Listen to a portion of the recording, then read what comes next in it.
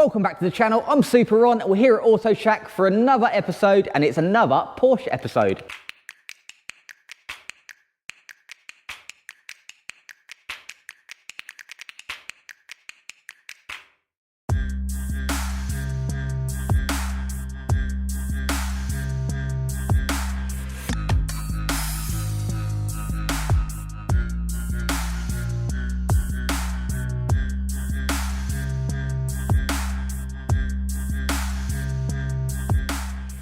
So this is a 1989 Porsche 911 Carrera 4, and although it's only a couple of years newer than the one we did in the previous episode, this takes it to the evolution of the 964 shape, which I think is so much more modern. Even though the body shell looks the same, they don't have the horrible impact bumpers, they have the newer aero mirrors like we fitted to the green one, and all around there's just so much newer technology in the car. I do much prefer these ones. You saw on the green one, we dropped the engine and gearbox out to fit that flywheel, and that is a job we've got to do on this one as well. We've got to remove the engine and remove the gearbox. The engine apparently has had a full rebuild, but it is leaking oil absolutely everywhere. It leaves puddles, it leaks all over the exhaust and just absolutely stinks. We've also got to drop the gearbox out as well, because apparently that has had a rebuild, but it doesn't select first and fifth very nice. So all of that has got to come out. In the other one, it was so easy. I reckon I could have driven it in and dropped the engine and box out in under an hour. It's all air cooled, there was hardly anything to connect. But this one is a little bit different because this is a Carrera 4, so it's four-wheel drive, and apparently these have quite a complex torque tube and hydraulics controlling the variable four-wheel drive system, so I'm going to have to investigate how to slide that off. It is still air-cooled, so we haven't got any radiators or coolant to worry about, so that side of it should be pretty much the same. Just going to be figuring out how to disengage this four-wheel drive system. This car is absolutely stunning condition, so let's get it up in the air and see what we can see of this four-wheel drive system.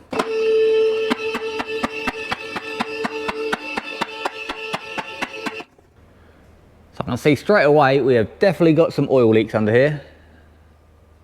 All the engine looks fresh. There's oil everywhere. It all falls on these heat exchangers for the heating vents and stinks. It's not really clear where it's coming from. Seems to be everywhere. It's got a lot of new parts.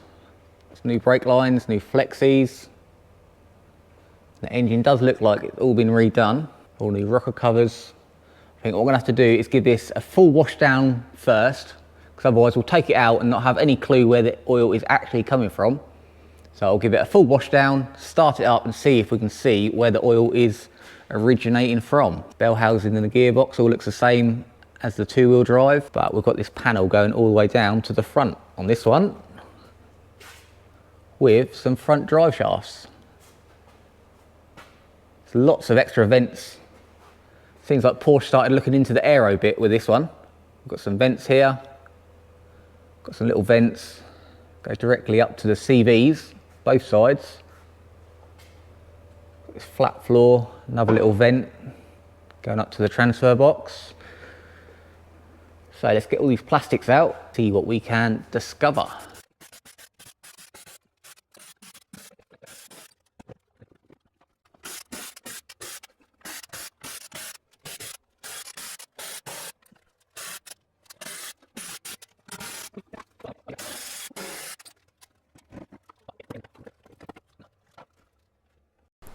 And all uncovered. Here's this torque tube, solid mounted all the way to the front diff. Loads of extra lines and things under here compared to what we used to do. Looks like the fuel pump's over here now, not on the steering rack, because the diff is where the fuel pump should be. And there's loads more extra stuff. Looks like this little actuator has been replaced, whatever it is. We've got another one here. I thought this was the clutch slave going into the bell housing, but there's another one here, so maybe they're diff locks, so the centre diff and rear diff maybe. Not sure. Everything else looks the same to come out, so let's get all this washed off and then check the engine.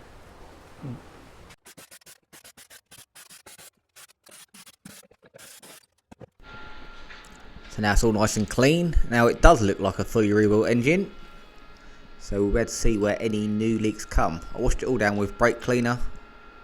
It's all washed in here. So now let's start it up, leave it running for a while and see where it's leaking from.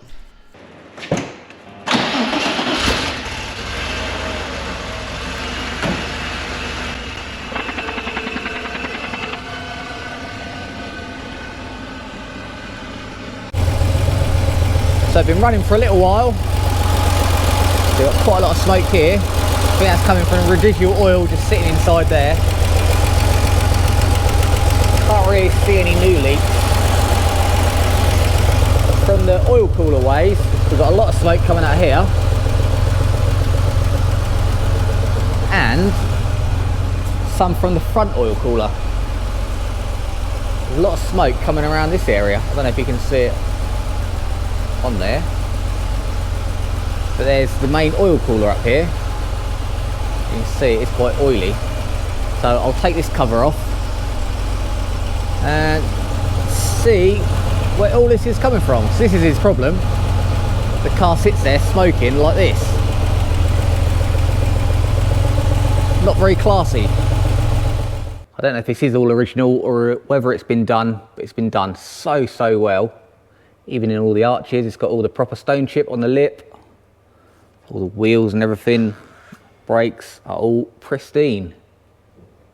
It's a stunning example. Got a lot of extra bits in the bonnet area. Got all these hydraulic pumps. Possibly has ABS as well. Got an extra ECU. Got lots of extra parts.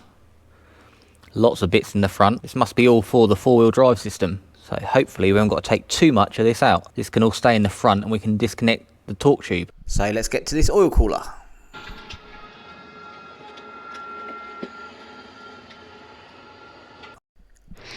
Just like the engine, everything is covered in oil. So we'll give this all a clean off, run it up and see where it's leaking from.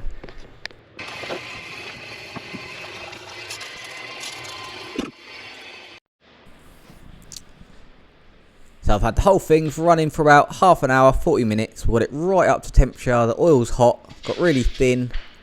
Now we can start to see where it's leaking from. There's definitely evidence of it coming out in a lot of different places. Mainly the rocker covers. Possibly power steering right at the front here. Because it's actually dripping onto the floor. That's how much it's leaking. Got spots on the floor that was all clean.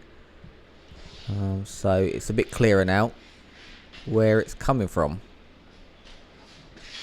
Looks like these seals at the back are wet where it joins on. The covers there, so they'll need replacing. Even right down to the center crankcase. And along at the front diff's actually leaking quite a bit out of the diff seals, so we'll have to replace them. Power steering all looks okay, just the diff's leaking. So we'll need the output seals for them.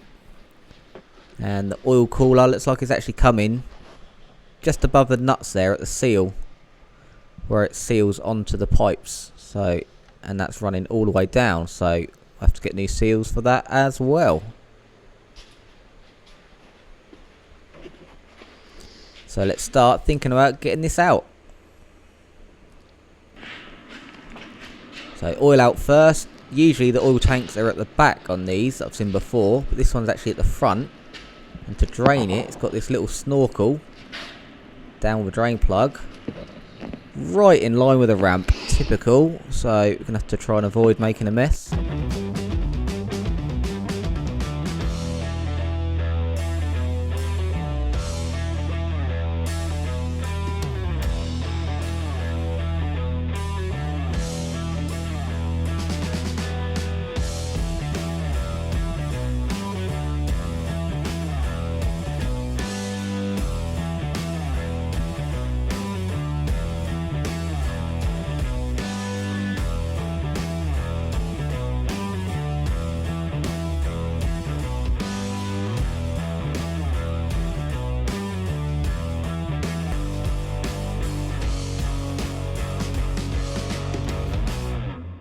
Okay, I think I've got everything in here disconnected all the way around. I found the power steering pump that was right back there.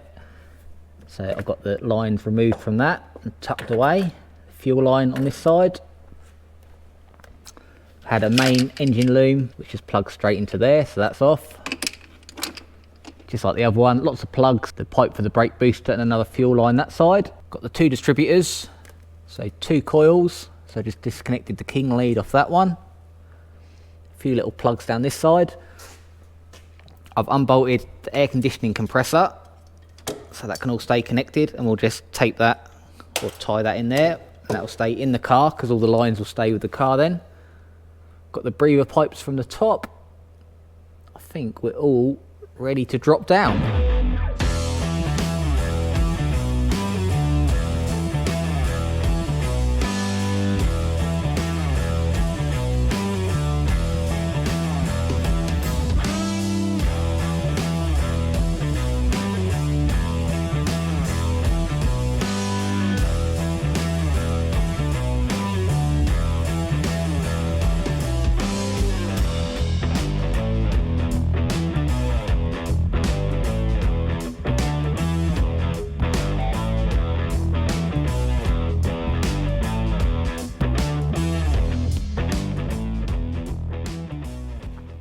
And underneath, I think I've got everything disconnected. Got both drive shafts out. Got this, I think this is for the clutch master, but then we've got another one back here. But they're all disconnected and off the car. Reverse sensor, starter motor is all disconnected. I think everything is all okay. Took the anti-roll bar off. Got the oil line that did go to the oil filter off. And the return from the tank, that's strapped up there now so that won't leak out. Got the gear linkage off, that's there, and now we can see the pinch bolt that holds the drive shaft on. Just take that little Allen key out, and then we can unbolt the torque tube off the end of the gearbox, and it should drop down on its mounts like the other one. And all this torque tube and the rest of the linkage can all stay in. And inside the car, by taking out the tape deck and that little bung, you could get to the top of the torque tube. You could get these big boys out. Good thinking, Porsche. I was going to leave the aircon pump in, but as it turned out, it didn't have any gas in it anyway, so that'll make it a lot easier just to tie them up there, and the engine will drop down below it. And I found a few more plugs. This one, this one, this one, and this one. They need to stay with the car. So I think we are ready to drop it like it's hot. Actually, I don't think this is the clutch slave cylinder or this one. This must be some kind of lockers or solenoid for the four-wheel drive system, because I've just seen at the top, pretty sure that is our clutch slave. So I'll take that off and that will stay in the car. So I've disconnected that and we're ready to come out.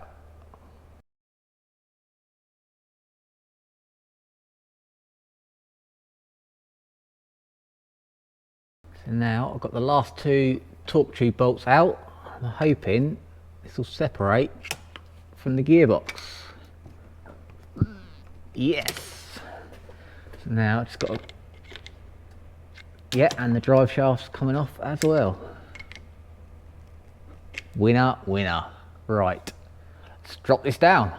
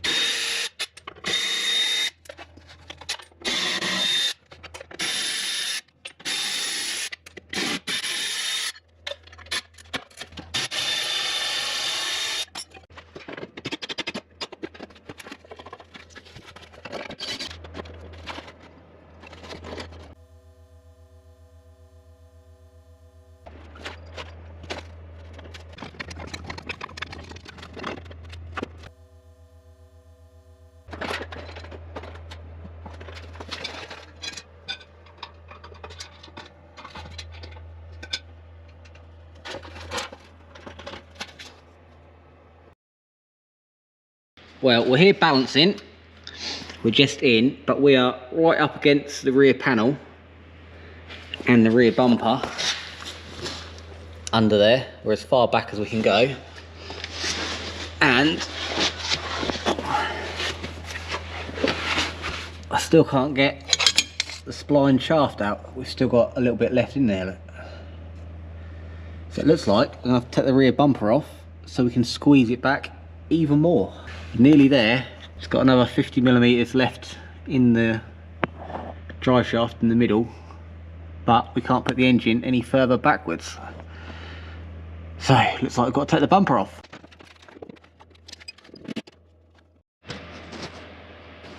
Okay, bumper off. So now we can get the cradle further backwards to try and slide out of that prop.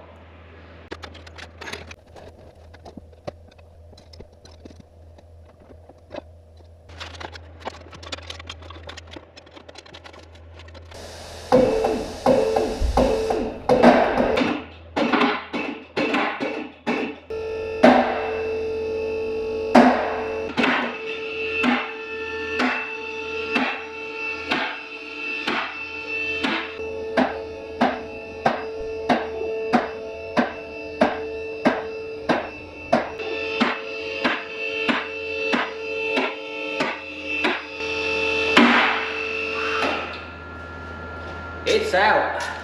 And finally, we are out. What a mission that was. Four-wheel drive definitely adds a whole load more problems. And all the extra bits on the 964 as well. I reckon it's taken me an hour just to get this spline shaft out of the torque tube up here. That just would not come out. I don't know why. I was playing with angles, levering. Had everything out, but this was a full workout. Once again, Porsche designed it pretty well. So you just had the main pressure oil line, and you've got the return there. It's got the heat exchangers. This one has got power steering, seems to run off the front, which your other one didn't have. All the belts stayed on, the dizzy stayed on. Just took off the two king leads to the coils. And then there's just the multi-plugs that went into the side. 3 plugs here. A fuel line, the vacuum for the brake servo, got the breathers for the tank, and that was about it. It all comes off pretty much complete. There's a load more stuff in this compared to the other one.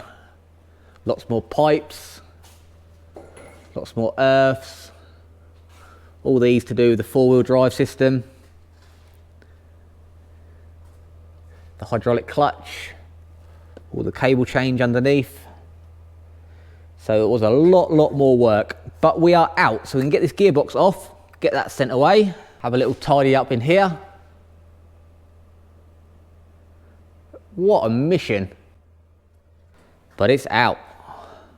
So we're down on the ground. I think that's going to wrap up this episode. I've just got to take the gearbox off, and that's going to be sent away to the specialist, so that's going to be going for a little while, and they're going to investigate why it's not selecting gears properly inside. We're going to partially strip the engine to sort all these oil leaks out, so it's going to be out of action for a little while, so I thought I'd get this video out here. But compared to that 1986 two-wheel drive 911 I did just a few weeks ago, this was an absolute mission. The 964 has so much more stuff in the engine bay, on the engine itself, and the fact this is a four-wheel drive made it even tougher. Disconnecting the torque tube and getting all the splines out seemed to take forever. Hopefully going back together, it'll go all in a little bit easier, and we can slot it all back in and return it back to the customer without all these oil leaks. I hope you enjoyed this episode. I actually had my first bit of YouTube fame this morning. I had a fan come down and visit us at the workshop. A young man called Barnaby came and had a look behind the scenes of a Super On episode, and he saw this Porsche just before we started. So I hope you're still watching Barnaby, and you can see the engine is now out. So make sure you give this video a like, and be sure to tune in next time, because we've always got something exciting. You saw we had that R32 at the beginning. That's in for timing chains and some paint work. So there's no telling what the next episode is going to be. But until next time,